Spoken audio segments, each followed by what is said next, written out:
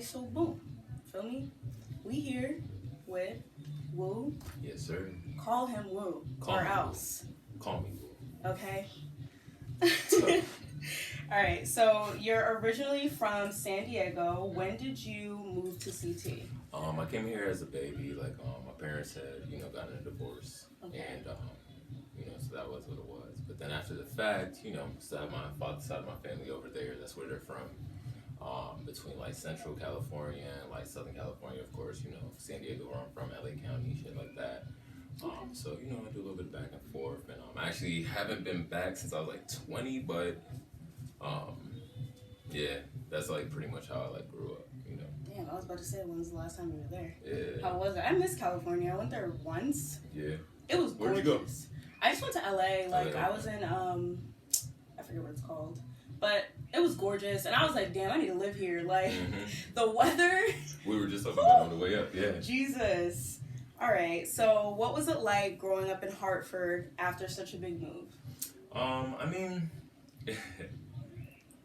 it's different.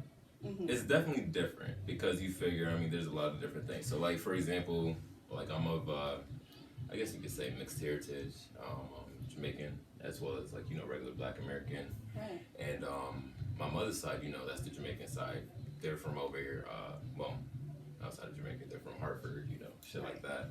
So, that's where the home base was. And coming from San Diego and coming over to Hartford, it's like culturally speaking, as far as just like the mixes of people there are, and just like the foods and just like how people talk, how people act, like how people move, like it's just a different vibe, just completely different. Yeah. I can only imagine. Different. So it's like, and then like it was weird too. So it's like when I was like coming up, I had like a weird. I don't think it was weird. I probably had more like of a Jamaican accent. Because like learning to speak with moms and all that stuff, but then like when the like California accent when I was like older and I started going over there more and it started developing, I'll be spending over time with my uncles and everything like that. It was just kind of like people would be looking at me like, yo, where are you from? Like because what accent does Connecticut have? Like there is no like I can't place it. Like I feel like everybody is so like diverse and like everybody comes from a different place. Like I don't feel like anyone was born in Connecticut. I don't even think Connecticut exists. For real? Oh my god, I'm sorry. There's somebody off camera. I immediately reacted. So if I had a live studio audience, I would be horrible. Like, but whatever. But that's crazy. Like, I don't know. Like, I don't feel like Connecticut has like an accent or like dialect. Like, what? Kick? Like, when you say kick, like, when you... Bruh. Like, or like Neff, like... You know what I mean? Shit like that. What is that? Oof. Oh my god, that's my mind. But like, shit, like, there definitely is a difference in how, like, everybody talks, like, over here. I will say there is a slight different accent. It depends on which part of the state you're in, but, like, you got, like, the Bostonian type like accent depending on what part of Connecticut. You got the niggas who try to talk like they from New York. My god! Everybody and their mama from New York. Yo, cause niggas Brooklyn, spent right? one weekend in Brooklyn and then all of a sudden they from New York. They're like, yeah, nah, we're the mother, son. Yeah, I swear to God. Like it's like, yo, my nigga, you're literally from Bloomfield. Like, you're from Bloomfield, my nigga. Cut this shit. You're really bugging right now. Like I can't. And then it's like niggas go to New York every weekend and they want to claim that because they cousin and they uncle and they nephew. God. Like, come on. That's where them people live. Let them people live where they That's live. What I'm saying. Live where you live. You live in Bloomfield. You know what I mean? And that is okay. You go ahead and be from the Blooms. You know what I mean? Rep the Blooms. That's fine. I mean? Stop capping. Stop it. Just stop it. Just stop. Shit is ridiculous. Incredible. All right. Well, so since we're talking about dialect, we're talking about accents and stuff like that, you mentioned to me that you were a voice actor. How did you get into that? That's funny. That was random as hell. So when like it would be like who? Yeah, like who even knows to like check into that shit? That's right? what I'm saying. So it was all right. So boom. Ever since I haven't been working for anyone. You figure, the last time I worked for someone was actually last year. I was working in insurance and finance. Until the whole COVID layoffs and all that good stuff, in December. So from that point, it was just kind of like, all right, well, we're just gonna go full force with everything else that we can do. But how I found out that was even a possibility as far as voice acting, back when I used to work, where was it first? I think it was my first job it was like my first full-time job. I worked in Bristol, and it was in this call center.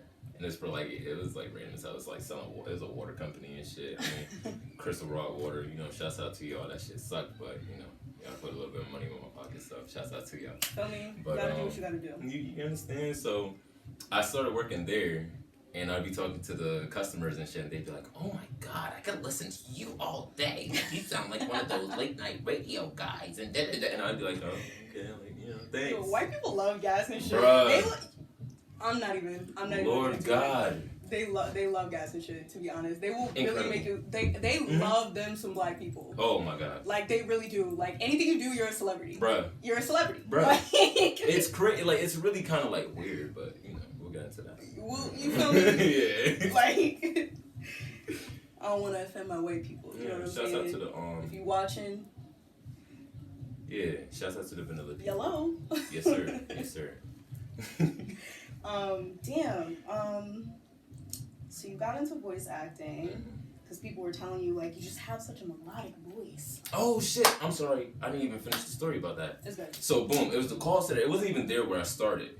I just kept hearing like people talking about like, you know, oh, you should like get onto radio. I'm thinking radio is dead. Yeah. You know what I mean? Like we're Like, how the fuck do I? Yeah. You know what I mean? What? So then I had changed jobs, went to go work in a pharmacy. I was working as a pharmacy technician, and I remember one day this guy comes in and he's like, "You ever thought about doing commercials?" And I was like, "What?" And like I had like a really long line. It was like cold and flu season, so like I had a crazy long line. I was like, "I can't really talk with you right now." And he was like, "I'll wait." He sat down for 45 minutes and waited for me to finish. That's what the voice does. Shit was crazy. Can you hear it?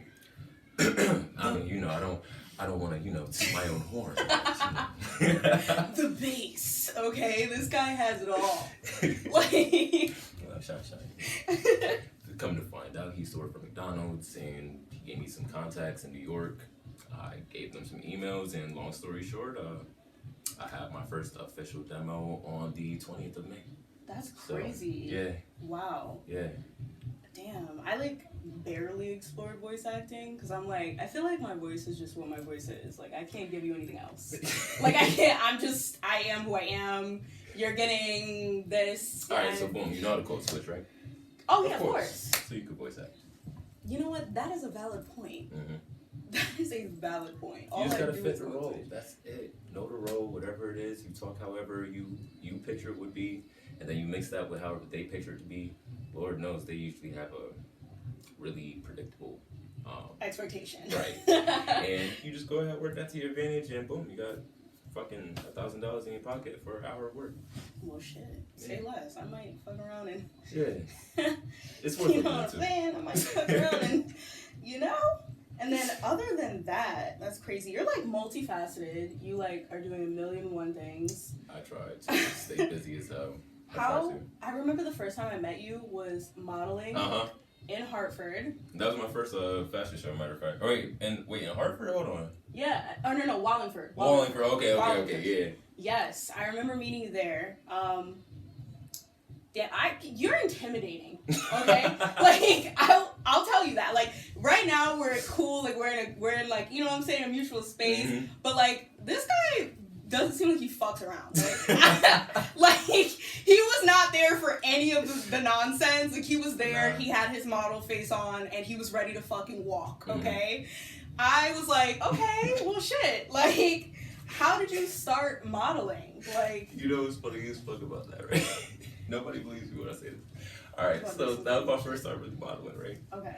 So how it ended up happening, shouts out to Talasia, Sola T. Gotcha. She didn't see me, like, I had taken a few pictures, just like on Instagram. You know, everybody just take pictures on Instagram, you know what I mean? Of course. And one day she was like, yo, your bone structure, she was like, you need to do something, you need to model, like, literally, like, you need to do something, don't let that shit. Yeah. So one day I was like, all right, you know, cool. I was like, well, you know, if anything happens, just let me know. But like at that point, I wasn't really focused on it because like one, it was just kind of like, how do you get into it? Really? I mean, I had John Casablancas and shit like that approach me, but no disrespect. I'm gonna just leave it there. But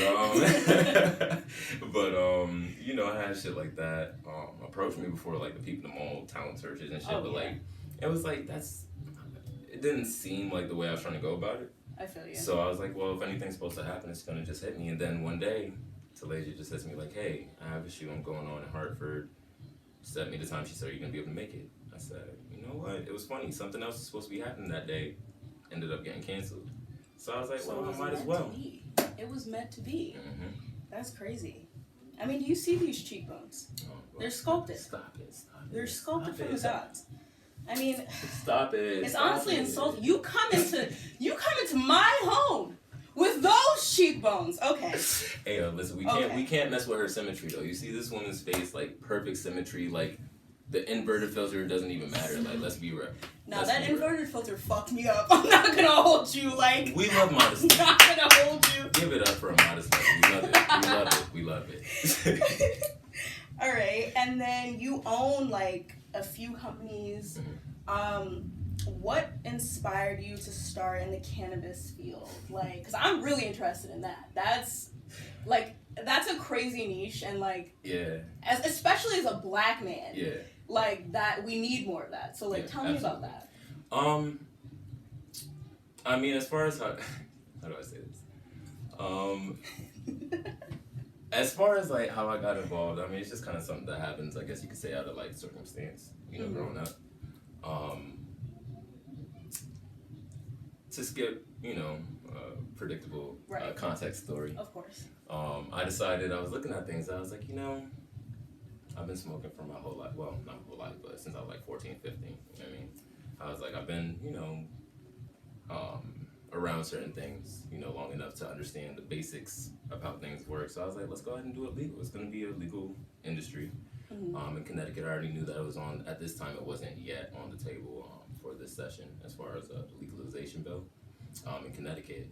But I was like, you know, it's probably going to be on the table. Soon. And you figure that would give us about 2 years to go ahead and get everything fully set up. And what I'm trying to do in the meantime is go ahead and get my compliance licenses and everything like that. And, you know, Massachusetts, I'm trying to get a couple more in like some of the other recreational states in New England. But basically how the whole thing got started was, it was just kind of like, you know what, like you said, we need more of us in this industry. We've seen how the cannabis trade has affected or not even the cannabis trade, we've seen how the legal fallout has affected our community disproportionately. Oh yeah. And it's like, when you look, it makes no fucking sense. At all. And you look at the barriers to entry. Remember, I mean, I think it's even still that way right now. Like, if you wanted to go ahead and start a dispensary in Connecticut, you need 2 million liquid to be able to do that. Who has that? Who has 2 million liquid? So it was like, you know what? That's the other reason why I decided to do a brand, because I was like, I don't want to do a standalone store. I'm not interested in doing that. I don't want to have to be subjected to the different, you know, barriers that may be, whether it be in Connecticut, in different states, whatever. I want to be able to have something that is mine. Something that can still be part of the trade, you figure, because right now I'm interested, of course, you know, in the recreational field. Right. I do dabble a little bit with the medicinal. I mean, of course, we don't have the medical papers yet, but we're working on that as well. Just because I do have, you know, clients who they do have certain conditions that they do self-medicate using using the flower, and it works very well for them. And just seeing that, it's like, that's when I kind of realized this is more than just, oh, you know, like, let's get high. Like, this is just fun and games. Like, like, this can really help people's lives. No, yeah. And then you look into like the other uses, like the textile uses, industrial uses, and shit. It's just a lot that can be done with cannabis, hemp, CBD, whatever you want to call it.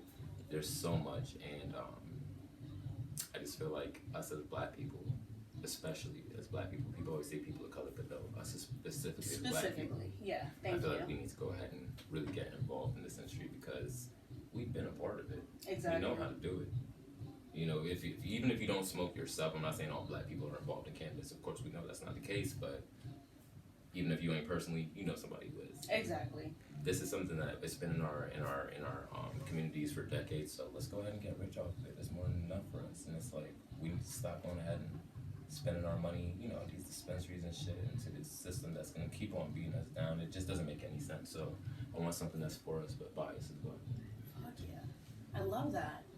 the depths that this man got into. So he knows the background, like the history, everything. Because you have to, especially going into that, like you have to be well versed and you have to be like cognizant of like every kind of aspect of it.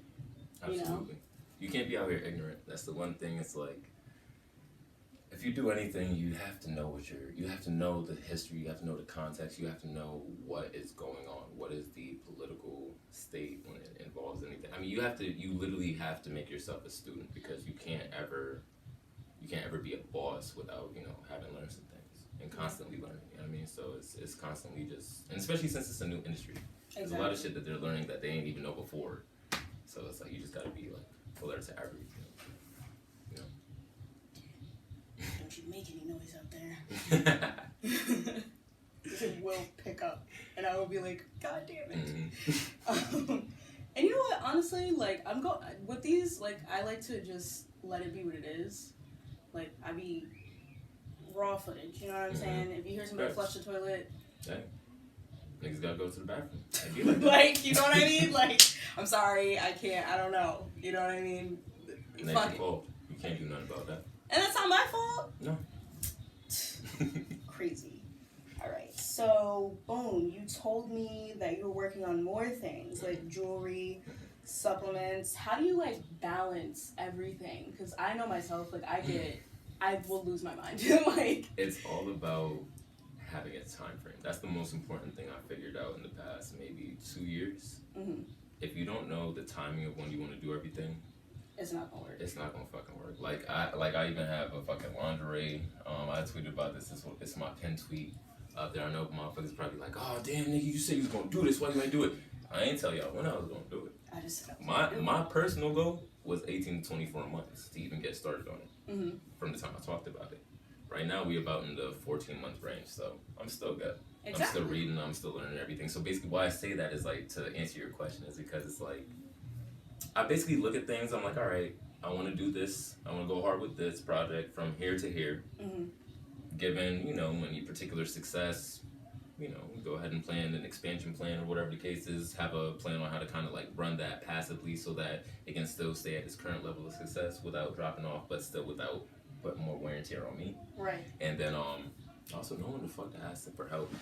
Oh, that's yeah. a big thing. Yeah. If you're knowing to ask for help, Jesus, you can't. Nobody is a fucking island. Like you can sit here, you could try to be like. I used to always try to be. I used to always act like I don't need nobody. Like fuck everybody. I don't need nobody. If I can't do it myself, nobody can do it for me. That's bullshit. High key. That's bullshit. High key. If you don't know when to ask for help, and if you don't know, you have to know what type of help you need specifically. Mm-hmm. In order to know when to ask for help. And if you don't know that, then you got to go back to the drawing board. So basically, it's just a lot of prioritization and just like being realistic with yourself. Gotcha. Like as far as like, what am I really interested in right now? Like what do I really want to devote my attention, my energy to? Where does this fit into my overall plan? I have a 40-year plan. So it's like, you I'm seem not. Really tight. Are you a Virgo? Like, are you a Virgo? Like, what? How? Like. Nah, I'm an Aquarius. This man has to have Virgo in his chart. There's no fucking way. He doesn't. Hey, yo. Yo, what? You're just... Wait, you said you're an Aquarius? Mm-hmm. That makes sense also, though. Yeah, that makes sense. We're very calculated, we everything's very intentionally, especially like when we're... I'm not trying to say I'm evolved, because I'm still evolving, but as the signs go, when you're an evolved sign, we tend to definitely focus on like... We like to live in the present. We love to seize the moment, but at the same time, if it isn't conducive to what tomorrow brings and what we want tomorrow to bring specifically, fuck it, throw it out. That's crazy. So. God damn, like, I'm so disorganized. Like, No, the Sagittarius, I'm a fucking mess. Like, I am a mess. Oh but you know God. What? I get shit done, okay? That's all that matters. And that's what fucking matters. That's all that matters. That's what fucking matters. Like, I will be I'm gonna keep it a beam with you. I'm graduating in like 2 weeks. I don't know how I did it. I wasn't there for half of it. Thank you. I wasn't there for half of it, but I made it, okay? Like, what can I say?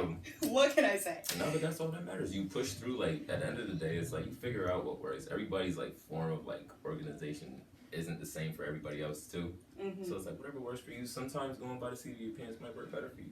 That's, you know what I mean? for me, I just be flying. And if I smack into stuff, then fuck it. Fuck it. Like, you know what I mean? Like, what am I to do? That's a good approach though. People be too scared to run into shit. I always get back up, and that's what matters. It's okay to fall. You just gotta get back up. Dust yourself off and keep it pushing. That's what I'm saying. All right, and finally, the big question: what motivates you to keep it pushing? Because like you have a lot going on at all times. Like, how do you wake up every day and just push through? There's a lot of answers for that. I'll give you three. Yeah. Damn. For one, if I don't do it, nobody's gonna do it for me. You know, I got my mother. She graduated college in 2017. She got her degree and went back to school and finished up and everything like that. But unfortunately, she hasn't been able to find employment and stuff like that. So, you know, somebody got to pay bills. You know what I mean? The house, you know, the house that we live in, that's my house. So I'm responsible for that.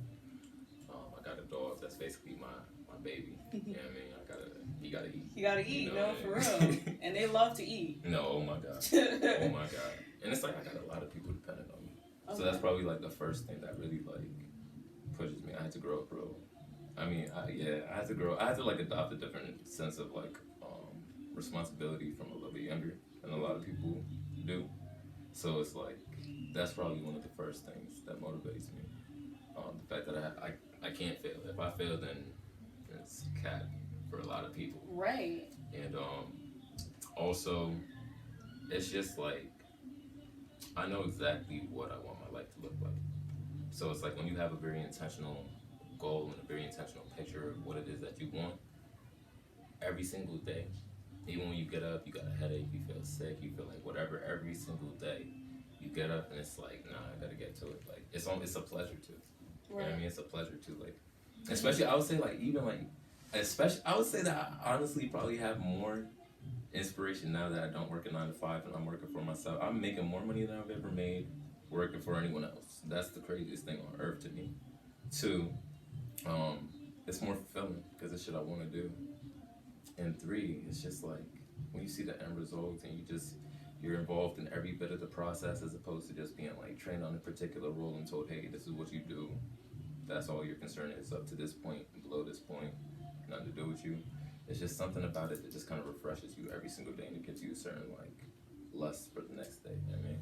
No, yeah, definitely. I feel like you're very like, from what I've seen and like, because from Instagram and stuff like that, you're just unbothered.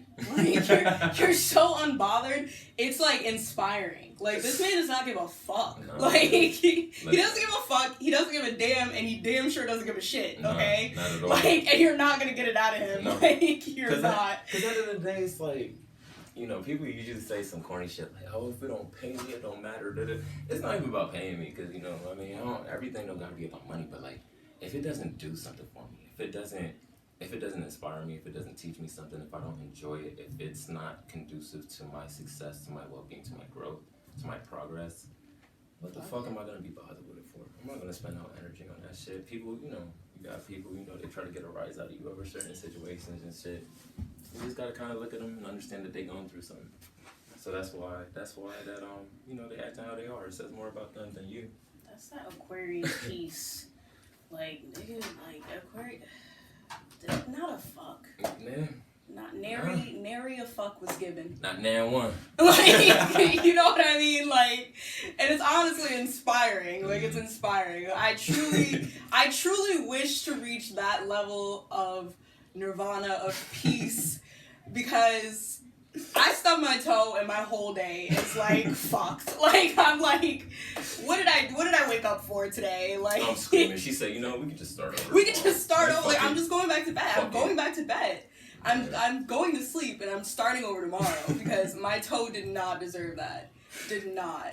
You gotta remember, like you're in full control of every single aspect of your day, and this especially comes down to your perception. If some shit like that happens with your toe, you stub your toe, it could either be like, oh fuck, my day's ruined, my foot hurts, oh my god, why did this happen? Or you could be like, damn, that shit sucked, I gotta watch where I'm stepping next time. Be like, let me go ahead, put some ice on it real quick, sit down, maybe make a little something, have a little tea or something, you know what I mean? Smoke a little spliff, let the pain subside and I'll go about my day, you know? You gotta be willing to just read. You gotta be willing to just, like, seize, like, I don't mean to be corny, seize the moment, but I don't mean to seize the moment in, like, that way. I mean, you gotta be willing to, like, whenever you feel like you're losing control, you gotta understand if it's a situation you can have control of. If it's something outside of your control, fuck it, man. You gotta let that shit go. You gotta be comfortable with not being in control. That's a big thing. And then, two, if it's something you're in control of and you can fix it, well, fucking do it. Valid. You know what I mean? All valid. It sounds like really like matter of fact and really like just common sense, but it's harder to practice. That's what I'm saying. Like, it's a very hard practice to get into. Mm-hmm. Like, really, like, controlling your emotions and controlling your reactions to things. Like, man, that shit is easier said than done. Mm-hmm. Way easier. Because, feel me, I don't know. But that's all, folks. That's all, folks. Thank you for coming. Hey, thank you I for really having me. appreciate this. Anytime. It was great getting to talk to you, getting to know a little bit Likewise. more than him being unbothered. Like, that's all I knew about this man was that he didn't give a fuck. And now here we are. Yeah, here we are. Don't you love it? I love Like, it. here we are. All right. And then you